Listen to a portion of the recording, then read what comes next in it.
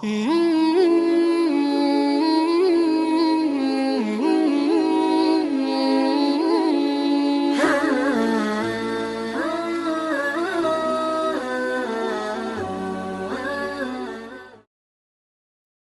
اللہ الرحمن الرحیم نحمده ونصلی علی رسولہ الکریم اما بعد۔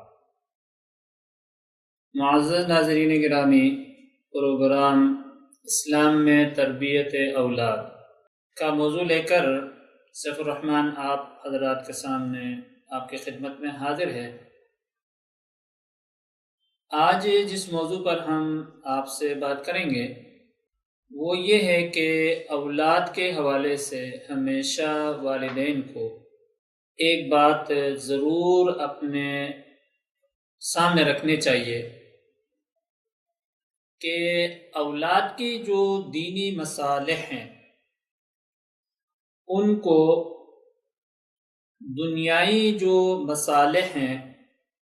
ان پر ترجیح دینی چاہیے۔ عام طور پر لوگ اپنے اولاد کے لیے ایسی جگہ گھر بناتے ہیں کہ جہاں دنیاوی تعلیم کے ادارے اور دنیائی جو سوسائٹی اور ماحول ہو، اور ایسے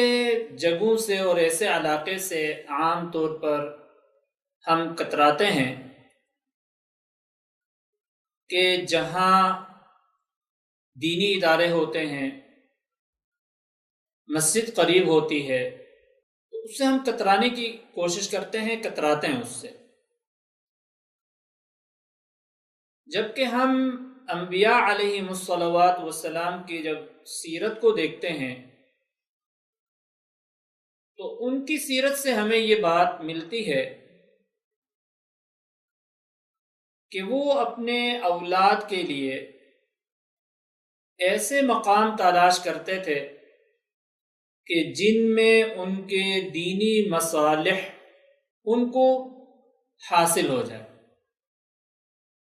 اور ان کی تربیت اور ان کی روحانی جو تربیت ہے وہ ہو سکے۔ جبکہ ہمارے معاشرے میں یہ ہوتا ہے کہ ہم کوششیں کرتے ہیں کہ مسجد سے دور ہمارا گھر ہو، تعلیمی جو دینی ادارے ہیں اس سے دور ہمارا گھر ہو،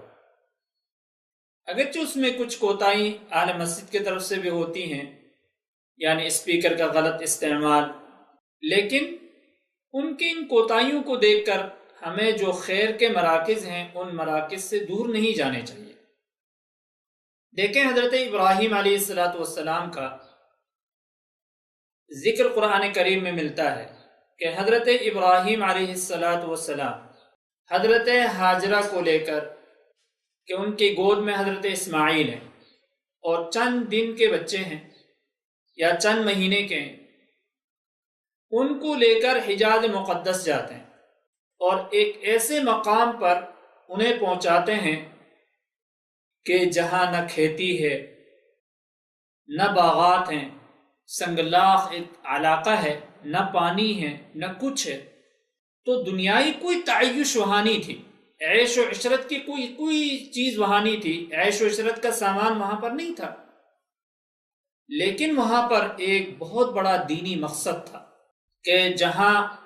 اللہ کا گھر ہے تو حضرت ابراہیم نے اپنے اولاد کو لے جا کر اس بے آب و گیاہ علاقے میں بسایا۔ اور مقصود ان کا کیا تھا؟ مقصود یہ تھا کہ کل میری اولاد جو ہے وہ اللہ کے گھر کی خدمت کرنے والی ہو، کیونکہ یہاں اللہ تعالیٰ کا گھر تھا، خانہ کعبہ ہے۔ تو حضرت ابراہیم علیہ السلام یہ چاہا کہ میری اولاد جو میرے اس بچے سے پیدا ہوں وہ سارے کے سارے کیا بنے؟ اللہ کے گھر کی خدمت کرنے والے بن جائیں، اور اللہ رب العزت ان کو مقتدا اور رہنما بنائے دینی اعتبار سے۔ باقی رہی دنیا، تو دنیا تو ایک ایسی چیز ہے کہ انسان کے نصیب میں جتنی ہوتی ہے اتنے ہی انسان کو ملتی ہے۔ حضرت صلی اللہ علیہ وسلم کا ارشاد ہے، من کانت الدنیا ہمہ جعل اللہ الفقر بین عینیہ وفرق علیہ شملہ لم یأتہ منہا الا ما قدر لہ۔ آپ صلی اللہ علیہ وسلم نے فرمایا کہ جب کوئی مومن مسلمان دنیا کو ہی مقصود بنا لیتا ہے اور دنیا کو ہی اپنا سارا کائنات بنا لیتا ہے تو اللہ رب العزت فقر کو اس کے پیشانی پر مسلط کر دیتے ہیں، اور فرمایا کہ اس کے خاندان کو متفرق کر دیتے ہیں۔ اور پھر آپ صلی اللہ علیہ وسلم نے فرمایا کہ جو دنیا کی غرض سے اپنے اولاد کو پالتا ہے پوستا ہے تو فرمایا کہ وہ اولاد اس کو کچھ نہیں دے سکتی ہے، اللہ نے اس کے مقدر میں جو لکھا ہے وہی اس کو مل کر رہے گا۔ تو والدین کا اپنا ایک ذہن ہوتا ہے کہ اپنے اولاد کو ہم دنیا اتنا دے دیں کہ کل وہ جو ہے نا فقیر نہ ہو جائے، اور مجبوری کے جو حالات آتے ہیں ان میں وہ پریشان نہ ہو۔ لیکن اس میں ہم سے غلطی یہ ہو جاتی ہے کہ ہم دین کو بھول جاتے ہیں، دینی تربیت کو بھول جاتے ہیں۔ تو جب دین کو پس پش کوئی انسان ڈال دیتا ہے اور دنیا ہی کو اپنا اوڑھنا بچھونا بنا دیتا ہے تو انسان اللہ کی رحمت سے دور ہو جاتا ہے، تو اللہ رب العزت اس کو اوپر فقر و فاقے کو مسلط کر دیتے ہیں۔ انسان اگرچہ دیکھنے میں بہت کچھ کما لیتا ہے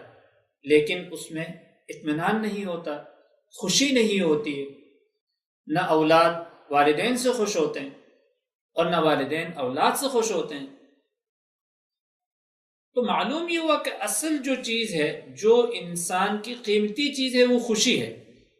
کہ والدین سے اولاد کو خوشی ملے اور اولاد کو والدین سے خوشی ملے۔ اور ہم یہ سمجھتے ہیں، عام طور پر ماحول ہمارے معاشرے کے یہ بنا ہوا ہے کہ اگر والدین کی جانب سے کوئی دنیائی حصہ ان کو ملے اور وافر مقدار میں ملے تو یہ ان کی خوشی ہے، اور والدین بھی سوچتے ہیں کہ اولاد کما کے ہمیں وافر مقدار میں دنیا دے دے تو اس سے ان کو خوشی ہوگی۔ لیکن یہ ہمارا نظریہ صحیح نہیں ہوتا ہے، اور آپ کے تجربے میں ہوگا کہ کثیر مقدار کما کے ایک دوسرے کو دینے کے باوجود وہ حقیقی خوشی ہمیں نہیں مل رہی ہوتی۔ کیوں نہیں مل رہی ہوتی ہے؟ اس لیے نہیں مل رہی ہوتی ہے کہ والدین کے اپنے جوانی کے زمانے میں والدین سے یہ غلطی ہو چکی ہوتی ہے کہ وہ اولاد کی دینی تربیت نہیں کر پاتے، بس ان کو دنیا دیا، بچے نے وہی دیکھا اور اسی طرح وہ بڑا ہوا،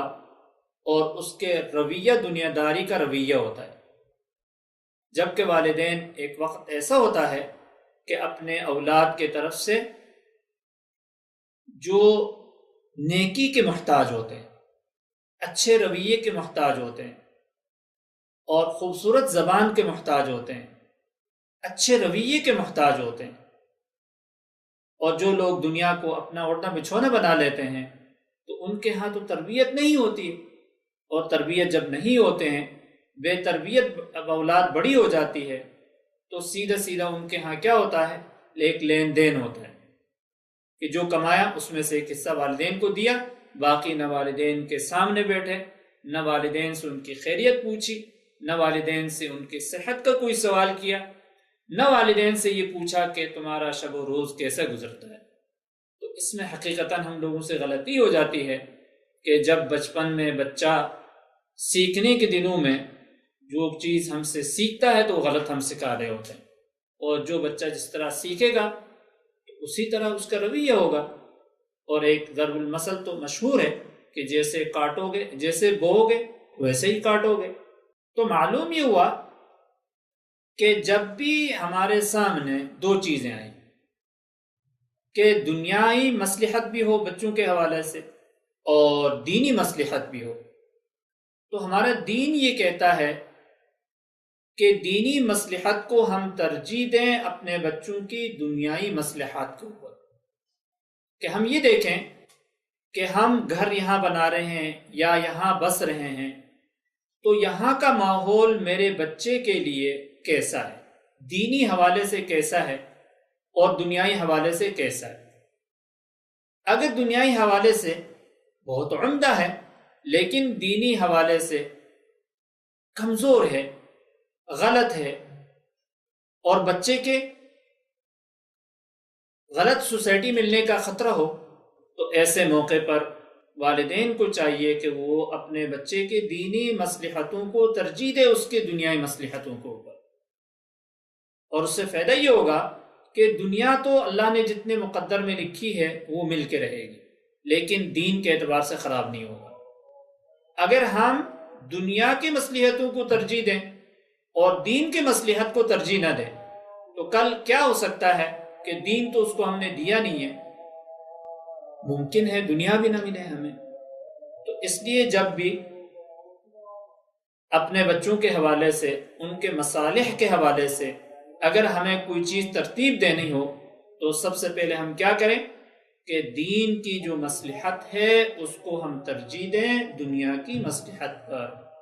اور انشاءاللہ اس کا بہت فائدہ ہوتا ہے۔ السلام علیکم ورحمۃ اللہ وبرکاتہ۔